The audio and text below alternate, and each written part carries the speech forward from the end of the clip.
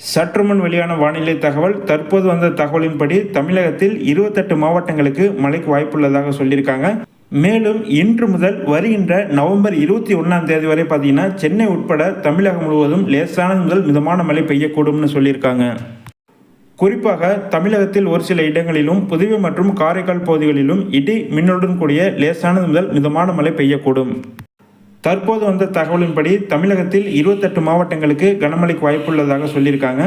So எந்தெந்த மாவட்டம் பார்த்தீங்கன்னா திருவள்ளூர், காஞ்சிபுரம், சென்னை, செங்கல்பட்டு, ராணிப்பேட்டை, வேலூர், திருவண்ணாமலை, கடலூர், மயிலாடுதுறை, அரியலூர், பெரம்பலூர், தஞ்சாவூர், திருவாரூர், புதுக்கோட்டை, சிவகங்கை, கள்ளக்குறிச்சி, தருமபுரி, நாகப்பட்டினம், விருதுநகர், கரூர், நாமக்கல், சேலம், திருநெல்வேலி, கன்னியாகுமரி, தென்காசி, தூத்துக்குடி, தேனி, கோவை ஆகிய 28 மாவட்டங்களில் கனமழைக்கு வாய்ப்புள்ளதாக தெரிவிக்கப்பட்டுள்ளது.